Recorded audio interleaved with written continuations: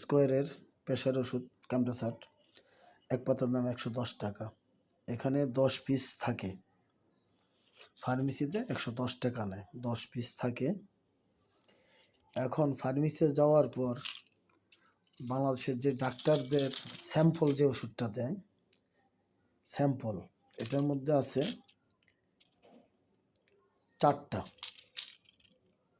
এখানে 2টা, এখানে 2টা, 4টা, এখানে আছে 4টা।